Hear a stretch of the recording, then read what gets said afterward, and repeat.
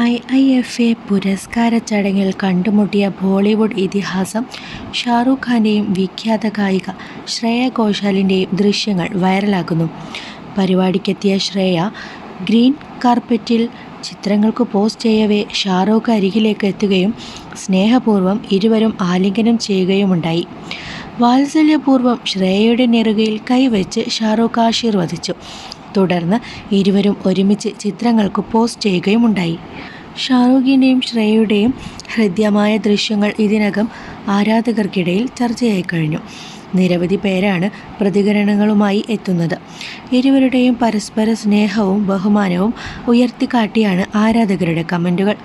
പുരസ്കാര നിശയിലെ ഷാറൂഖിൻ്റെ ലുക്കും ചർച്ചയായി. 2002 ഷാറൂഖ് ഖാൻ മുഖ്യവേഷത്തിലെത്തിയ സഞ്ജയ് ലീല ബൻസാലി ചിത്രം ദേവദാസിൽ ഗാനം ആലപിച്ചുകൊണ്ടാണ് ശ്രേയ ഘോഷാൽ പിന്നണി ഗാനരംഗത്ത് അരങ്ങേറ്റം കുറിച്ചത്. 16 വയസ്സ് മാത്രമായിരുന്നു അന്ന് ശ്രേയയ്ക്ക്.